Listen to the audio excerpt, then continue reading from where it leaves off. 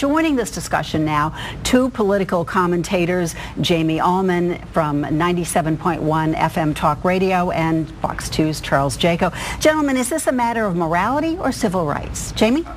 We'll let the guests go first. I am so glad we're talking about this, because if I'm a Democrat, this is all I want to talk about. All I want to talk about is gay marriage. All I want to talk about is dogs on roofs, in crates. All I want to talk about is contraception, because I know that this dog is chasing me down the alley, and I know it's called the economy, right? The economy that everybody's worried about. And so I'm throwing every trash can I can at this dog coming down the alley. So let's keep talking about gay marriage. Let's keep talking about contraception. Let's keep talking about stuff that really actually doesn't matter to people when they're voting federally, or at least shouldn't matter to people when they're voting federally. People want the economy to get better.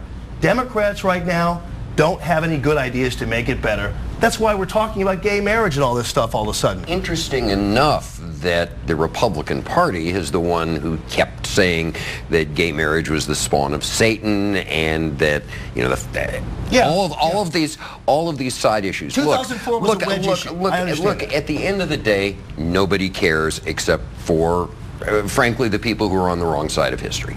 Nobody cares. I would have thought that the president was a little more profiles in courage if he'd come out and said something like, yeah, we need single-payer health care. The system is busted, and Obamacare just doesn't do it. It doesn't go far enough. Instead, he comes out with something pretty safe on gay marriage. I agree with Jamie that the economy is going to be the driving force, and what you've got this year is basically a choice between two theories of how the economy works.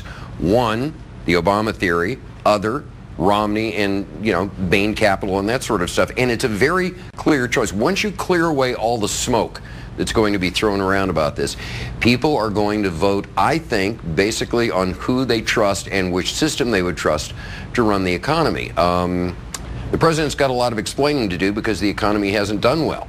Romney has a lot of explaining to do because it was his party that drove it into the ditch in the first place. I think that this is where it's going to come down, and a lot of this stuff is a sideshow. We like shiny objects. Oh, squirrel. And the sideshow's also continuing to talk about Bush, because at this point, I don't think there's any argument that towards the tail end of the Bush administration, the spending was outrageous, and there are a lot of bad decisions made. But at some point, almost 4 years down the road, the Obama administration has got to kind of own up to the fact that they own this thing, and it's not a matter of causing it, it's a matter of fixing it. And he's not fixing it, he's actually driving it. Let me ask Jack, what's the president's best argument on the economy, do you think? Well, sure. The president's best argument is, do we want to continue to go forward like we are now, or do we want to go backwards? And I think if you look at Mitt Romney, his economic policies line up directly with George Bush's, and I think it's interesting that the big debate right now in the presidential race on the economy is about a former steel factory over in Kansas City, where they essentially, Bain Capital looted the steel company, put hundreds of people out of work, and Bain Capital and Mitt Romney got rich off of it. That's a commercial that's running right now, and we might show a little bit of that right at this point. But there's certainly the argument I'm hearing from the Republicans that Romney had left that company 2 years before that firm went bankrupt, and that the steel industry was dying in the States. Well, and I think the fundamental question every voter is going to ask themselves is whether they're better off now than they were 4 years ago. And they need to ask themselves, and I'm sure they will, did they get the change they were expecting? What changes really happened? Is our foreign policy significantly different? No, it's not really different. The crowning legislative achievement is Obamacare, and voters are likely to reject that.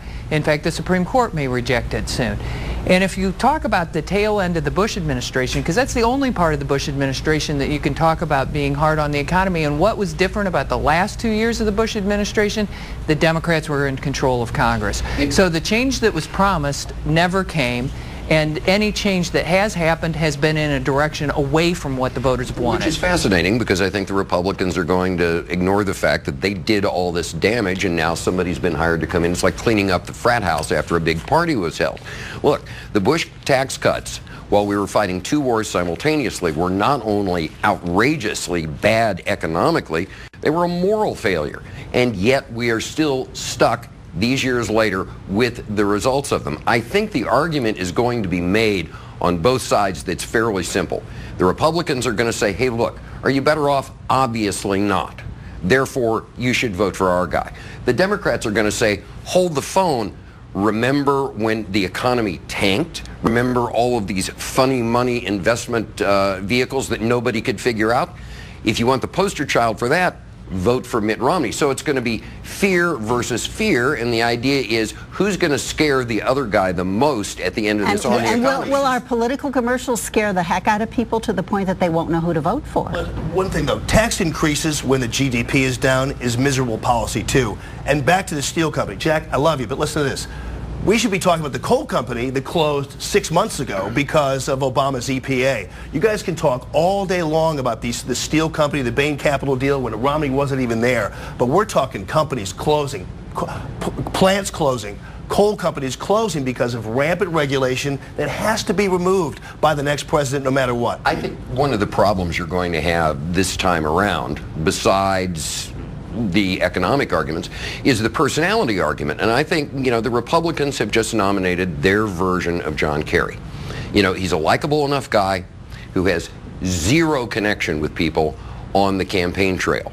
That is going to be extremely problematic because every time I look at Romney, I think of John Kerry, and the Democrats showed up for John Kerry, but nobody felt any emotion at all. The truth of the matter is, Missourians have already had an opportunity to vote for Mitt Romney back in the February primary here, and guess what? He got walloped by a guy that's not even running for president anymore. I think Mitt Romney has a lot of work to do here in Missouri with these voters. Even Republican primary voters didn't like him in February. He's got a lot of work to do before November. I'm going to interrupt here. We're going to take our break, and we will be back in just a moment.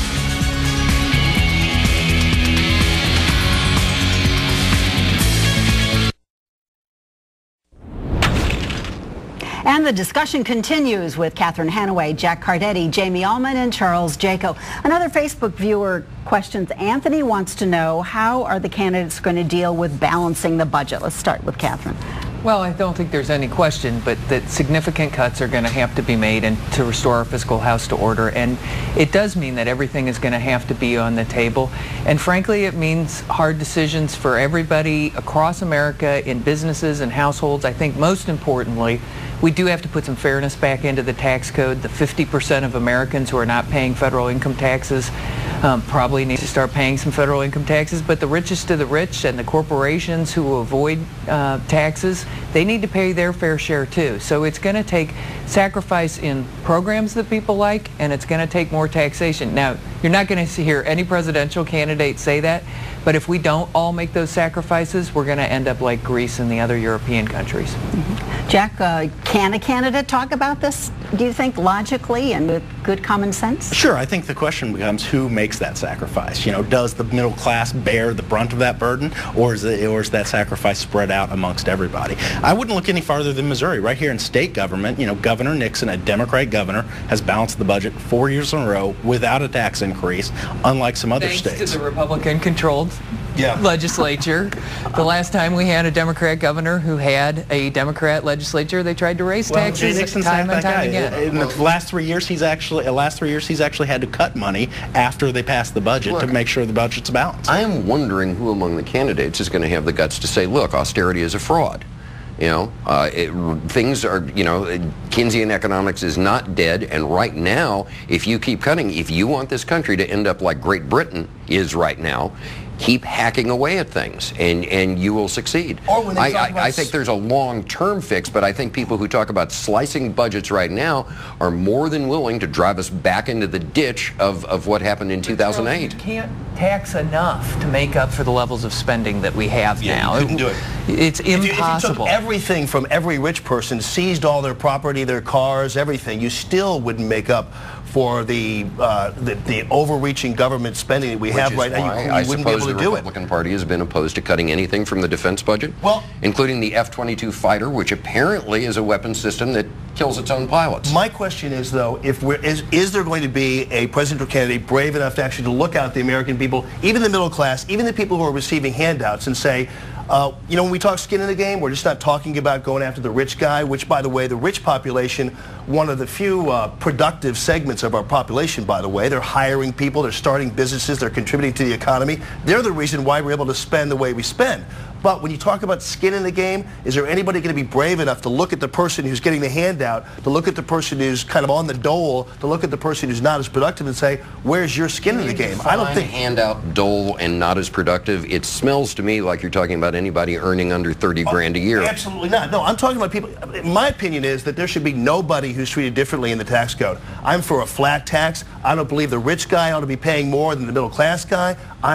I like ought to pay, and and corporations ought to pay. I say get rid of all the deductions. I say there's no reason why somebody who's married or somebody has a child or whatever ought to get a better shake than the guy who isn't married, who doesn't have a child. I say get rid of all the tax deductions, and let's go back to the drawing board, and that's what we're going to have to do. What about all the demagoguery about Social Security and Medicare? Are you in favor of lifting the lid on Social Security contributions, which right now caps out at 80-some grand a year? Gentlemen, I've got about 40 seconds left, and I want to ask one more question about Missouri. We're no longer a swing state. Is that going to affect our voters, do you think? Jack? Well, I think we are still a swing state. We may not be a bellwether state anymore. I mean, in 2008, almost 250,000 people voted for a Democrat for governor, Jay Nixon, and a Republican for President, John McCain. We're definitely a swing state within the elections and within the ballot itself. Now, I think President Obama has more avenues to win, to get to his magic number than Mitt Romney does. Mitt Romney has to win Missouri if he has any chance of becoming president. Catherine?